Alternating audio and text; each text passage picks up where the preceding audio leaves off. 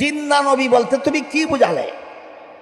জিন্দা নবী বলতে যদি তুমি বুঝাও যে দাফন করার পর থেকে নবী জিন্দা, এটা হাদিসের দ্বারা প্রমাণিত।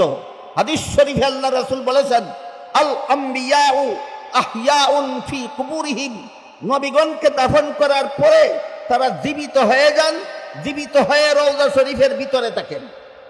তাহলে তুমি যদি জিন্দা নবী বলতে বুঝাও যে দাফনের পর থেকে জিন্দা, তাহলে আগমন কোথায় পাইলা? যে হাদিসে আছে আল্লাহ রসুল বলেছেন দাফনের পরে নবী জিন্দা, সেই হাদিসে আছে আগমন না, রওজা শরীফে অবস্থান। বলুন, যে হাদিসে নবীকে জিন্দা বলা হয়েছে সেই হাদিসে নবীকে কোন মিছিলে আগমন করেন বলা হয়েছে না রওজা শরীফে অবস্থান করেন বলা হয়েছে? তাহলে স্লোগানটা হাদিস সাপেক্ষ না হাদিস বিরোধী? হাদিস বিরোধী। আর যদি বলো আমরা জিন্দা নবী বলতে বুঝিয়েছি যে নবী চিরকাল জিন্দা, অতীতেও নবীর কোনোদিন মরণ হয়নি, ভবিষ্যতেও কোনোদিন মরণ হবে না, তাহলে এই স্লোগান নিঃসন্দেহে কুফরি। এই স্লোগান নিঃসন্দেহে কুফরি। কারণ আল্লাহ পবিত্র কোরআনে আমাদের মহানবীকে সম্বোধন করে বলেন, ইন্নাকা মাইয়িতুন ওয়া ইন্নাহুম মাইয়িতুন, হে মুহাম্মদুর রাসূলুল্লাহ সাল্লাল্লাহু আলাইহি ওয়াসাল্লাম, নিশ্চয়ই আপনি মরণশীল, নিশ্চয়ই আপনি মরণশীল। বলুন কোরআনে আল্লাহ আমাদের নবীকে মরণশীল বলেছেন কিনা? তাহলে আল্লাহ বলেন মরণশীল, তুমি বলো চিরঞ্জীব। তোমার স্লোগান কোরআনের পক্ষে না বিরুদ্ধে? তোমার স্লোগান আল্লাহর পক্ষে না বিরুদ্ধে? জমানার অবস্থা এমন ধারণ করেছে, এইভাবে যারা প্রকাশ্যে আল্লাহর বিরুদ্ধে স্লোগান দেয়, আল্লাহর কোরআনের বিরুদ্ধে স্লোগান দেয়, নবীর বিরুদ্ধে স্লোগান দেয়, নবীর হাদিসের বিরুদ্ধে স্লোগান দেয়, এরা নিজেদেরকে নিজেরা ভুয়া সুন্নি নামে প্রচার করে। এরা আসল সুন্নি নয়, সুন্নি নামের দুঃখাবাজ। বুঝে থেকে বলুন, কোরআন বিরোধী স্লোগান যারা দেয়, আল্লাহ বিরোধী স্লোগান যারা দেয়, হাদিস বিরোধী স্লোগান যারা দেয়, রাসূল বিরোধী স্লোগান যারা দেয়, সত্যই আশিকে রাসূল না আশিকে রাসূলের শ্রদ্ধাবরণে দুঃখাবাজ। এরা আসলেই সুন্নি নয়, এরা সুন্নি নামের দুঃখাবাজ। এই হলো সিরাতুন নবীর প্রথম অধ্যায় সম্পর্কে যৎকিঞ্চিৎ আলোচনা। এবার সিরাতুন নবীর দ্বিতীয় অধ্যায়। প্রথম অধ্যায়ের সমাপ্তিতে রাসূল করিম সাল্লাল্লাহু আলাইহি ওয়াসাল্লামের কাছে কোরআন নাজিল শুরু হলো। 40 বছর পূর্ণ হওয়ার পর রাসূলের কাছে কোরআন নাজিল শুরু হলো। কোরআন নাজিল শুরু হলো। দীর্ঘ 23 বছরে 30 পারা কোরআন নাজিল হয়েছে। এই 23 বছরে প্রায় 10 লক্ষ হাদিস কোরআনের ব্যাখ্যা স্বরূপ আল্লাহ রাসূলের কাছে পাঠিয়েছেন। উলামায়ে কেরামদের উদ্দেশ্যে, উলামায়ে কেরামদের জানাই আছে, মাদ্রাসার ছাত্রদের উদ্দেশ্যে বলি এবং যারা আলেম নন মাদ্রাসার ছাত্র নন তাদের উদ্দেশ্যে বলি, আল্লাহ নবীর কাছে ওহী পাঠানো শুরু করেন দ্বিতীয় অধ্যায়ের শুরুতে। প্রথম অধ্যায়ের শেষ ভাগে এই ওহী দুই প্রকার। এক প্রকার ওহীর নাম কোরআন, আর এক প্রকার ওহীর নাম হাদিস। সুতরাং কোরআনও আল্লাহর ওহী, রাসূলের হাদিসও আল্লাহর ওহী। এই ওহী রাসূল করিম কোরআন এবং হাদিস রাসূলের প্রথম অধ্যায়ে নাজিল হয়েছে না দ্বিতীয় অধ্যায়ে? 30 পারা কোরআনে আর প্রায় 10 লক্ষ হাদিসে ইসলামের যাবতীয় বিধিবিধান নিহিত রয়েছে, প্রত্যক্ষভাবে অথবা পরোক্ষভাবে। 30 পারা কোরআনে আর 10 লক্ষ হাদিসে প্রত্যক্ষভাবে অথবা পরোক্ষভাবে ইসলামের যাবতীয় বিধিবিধান বলুন কোথায় আছে? কোরআনে আর হাদিসে আছে। কোরআন হাদিসের বাইরে ইসলামের কোনো বিধিবিধান নাই। এই কোরআন জন্মের দিনে নাজিল হয়েছিল না সিরাতুন নবীর শেষ ভাগে? কোরআন নবীর জন্মের দিন নাজিল শুরু হয়েছিল না সিরাতুন নবীর শেষ ভাগে? সিরাতুন নবীর শেষ ভাগে। 30 পারা কোরআনের সম্পর্ক মিলাদুন নবীর সাথে নয়, 30 পারা কোরআনের সম্পর্ক সিরাতুন নবীর সাথে। রাসূলের 10 লক্ষ হাদিসের সম্পর্ক মিলাদুন নবীর সাথে নয়, রাসূলের 10 লক্ষ হাদিসের সম্পর্ক সিরাতুন নবীর সাথে। ইসলামের কোন বিধিবিধানের সম্পর্ক মিলাদুন নবীর সাথে নয়, সমস্ত বিধিবিধানের সম্পর্ক সিরাতুন নবীর সাথে। এমত অবস্থায় যারা সিরাতুন নবী না মেনে মিলাদুন নবী নিয়ে নাচানাচি করে, এদের চরিত্র তার চরিত্রের মতো একটি উদাহরণ দিচ্ছি, শুনুন। রাসূল করিম সাল্লাল্লাহু আলাইহি ওয়াসাল্লামের এক চাচার নাম ছিল আবুল আহাব। হয়তো আপনারা অনেকেই জানেন, কেউ হয়তো নাও জানতে পারে। যাদের জানা নাই তারা আজকের থেকে মনে রাখুন, রাসূলের এক আপন চাচার নাম ছিল আবুল আহাব। রাসূলের জন্মের দিন, রাসূলের জন্মকে কি বলা হয়? মিলাদুন নবী। রাসূলের জন্মকে কি বলা হয়? মিলাদুন নবী। রাসূলের জন্মের দিন আবুল আহাব রাসূলের জন্মে খুশি হয়ে দুটি আঙ্গুল দ্বারা ইশারা করে তার বন্দী সুয়াইবাকে আজাদ করে দিয়েছিল, স্বাধীন করে দিয়েছিল। ঘটনা বুঝে থাকলে বলুন, আবুল আহাব নবীর জন্মে দুঃখী ছিল না আনন্দিত ছিল? কোরআন গ্রহণ করেছিল, হাদিস গ্রহণ করেছিল, ইসলামের বিধান গ্রহণ করেছিল। মিলাদুন নবীতে খুশি, নবীর জন্মে খুশি। কোরআন মানে না, নবীর জন্মে খুশি। হাদিস মানে না, নবীর জন্মে খুশি। ইসলামের বিধান মানে না। এই চরিত্র সুন্নিদের হয় না, এই চরিত্র আবুল আহাবের হয়।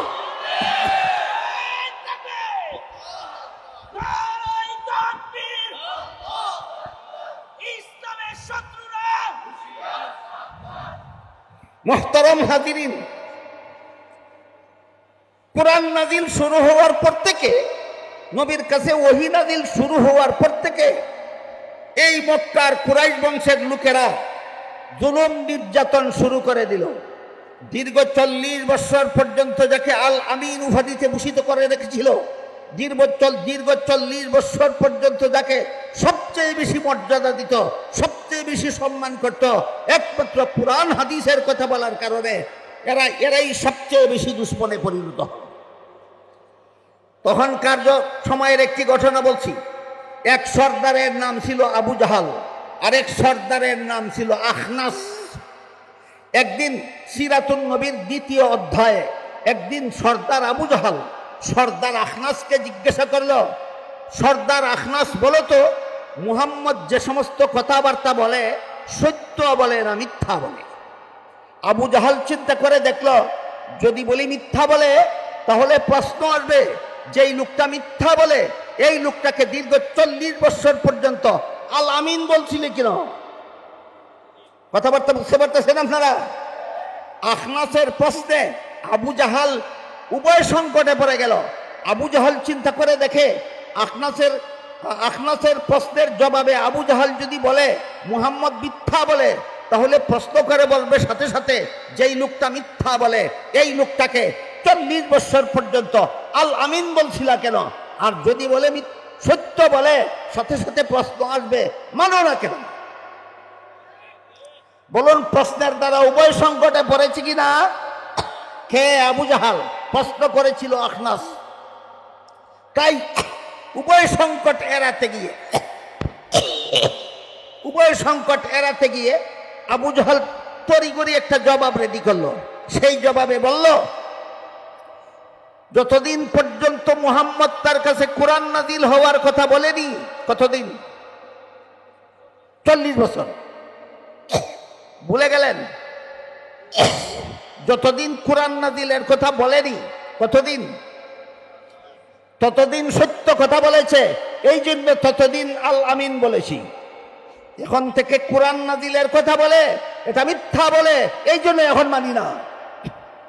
এই জবাবের প্রতিবাদে আল্লাহ সূরা আনআমের 33 নম্বর আয়াত নাজিল করে বলেন, কাদ না'লামু ইন্নাহু লা ইয়াহযুনুকাল্লাযী ইয়াকুলুন ফাইন্নাহুম লা ইউকাযযিবুনাকা ওয়ালাকিন্নাজ যালিমিনা বিআয়াতিল্লাহি ইয়াজহাদুন।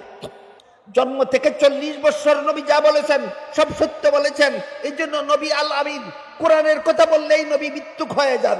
তাহলে 40 বছরের আশিকে রাসূল, 40 সিরাতুন নবীর প্রথম অধ্যায়ের 40 বছরের আশিকে রাসূল তো আবুল আহাব ছিল, আবু জাহাল ছিল। কোরআন নাজিলের পরবর্তী জিন্দেগীর আশিকে রাসূল আবুল আহাব হতে পারেনি, আবু জাহাল হতে পারেনি, একমাত্র সাহাবায়ে কেরাম হতে পেরেছিলেন। এখান থেকে দীর্ঘ 40 বছর যারা রাসূলকে আল আমিন বলেছিল, রাসূলকে সবচেয়ে বেশি মর্যাদা দিত, তাদের উপর অমানবিক জুলুম অত্যাচার শুরু করে। দীর্ঘ 13 বছর পর্যন্ত জুলুম অত্যাচার করেছে। এই অত্যাচারের বিবরণ দিয়ে শেষ করার মতো সময় নেই।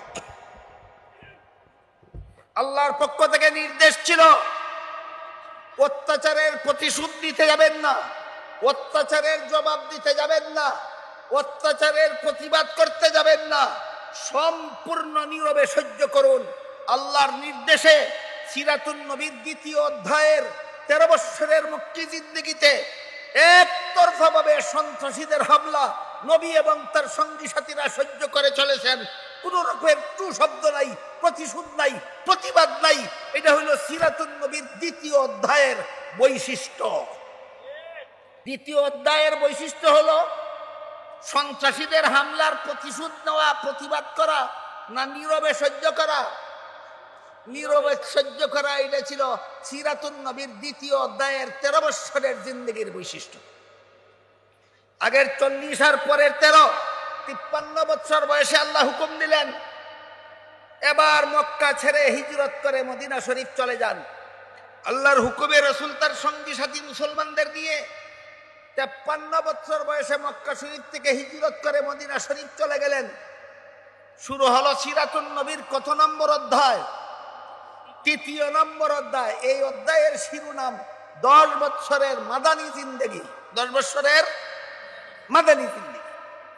আগের বছর নবী হিজরত করে মদিনা শরীফ গেছেন, পরের বছরই মক্কার শীর্ষ সন্ত্রাসী আবু জাহাল 950 অস্ত্র সজ্জিত সন্ত্রাসী নিয়ে মদিনায় গিয়ে হামলা করার জন্য রওনা হল। আল্লাহ নির্দেশ দিলেন, আর নীরবে সন্ত্রাসীদের হামলা সহ্য করা নয়, এবার জিহাদের মাধ্যমে সন্ত্রাস দমন করার জন্য বের হয়ে পড়ুন। এইটাই 10 বছরের মাদানী জিন্দেগির বৈশিষ্ট্য। নীরবে সন্ত্রাস সহ্য করা নয়, সন্ত্রাসী, অস্ত্রধারী সন্ত্রাসী জালেম অত্যাচারীদের বিরুদ্ধে মুসলমান জিহাদে বের হয়ে যাও। 13 বছরের মক্কি জিন্দেগিতে জিহাদের মাধ্যমে সন্ত্রাস দমনের হুকুম দিলেন না আল্লাহ, দিলেন নীরবে সহ্য করার হুকুম।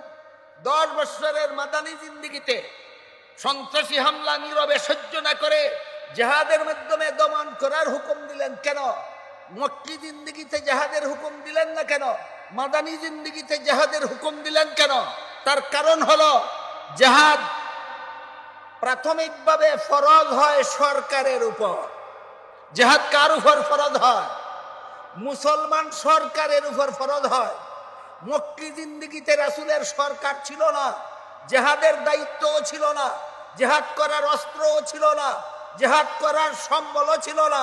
এই জন্য আল্লাহ নীরবে সহ্য করার হুকুম দিয়েছেন।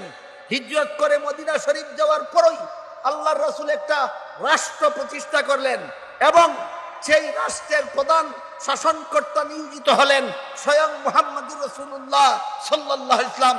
তাই মাদানী জিন্দেগিতে আল্লাহ জিহাদের মাধ্যমে সন্ত্রাস দমনের আদেশ করলেন। 10 বছরের মাদানী জিন্দেগির বৈশিষ্ট্য, জিহাদের দ্বারা সন্ত্রাস দমন করো, জিহাদের দ্বারা সন্ত্রাস দমন করো, জিহাদের দ্বারা সন্ত্রাস দমন করো। আপনারা অধৈর্য না হলে 1-1.5 মিনিটে আরেকটি প্রশ্নের জবাব দিয়ে শেষ করতে চাই। সেটা হলো, বর্তমান দুনিয়াতে মুসলমানের চিরদুশ্মন ইহুদি খ্রিস্টানেরা ইসলামের জিহাদকে বলে সন্ত্রাস, আর তাদের কতগুলি পুষ্যপুত্র গোলাম আছে তথাকথিত মুসলমান সমাজের বীর জাফর বুদ্ধিজীবী, এরা ওই ইহুদি খ্রিস্টানদের শিক্ষা দেওয়া বলি অনুপাতে ইসলামের জিহাদকে সন্ত্রাস বলে। কিন্তু সিরাতুন নবী আমাদের পরিষ্কার ভাষায় শিক্ষা দেয়, জিহাদ সন্ত্রাস নয়, জিহাদ সন্ত্রাস দমনের সফল ব্যবস্থা। আল্লাহ আপনাদের আমাদের সবাইকে সিরাতুন নবীর আদর্শে আদর্শ হয়ে জীবনকে ধন্য করার সৌভাগ্য দান করুন। সবাই বলুন আমিন। সুবহান রাব্বিকা রাব্বিল ইজ্জাতি আম্মা ইয়াসিফুন ওয়া সালামুন আলাল মুরসালিন ওয়ালহামদুলিল্লাহি রাব্বিল আলামিন।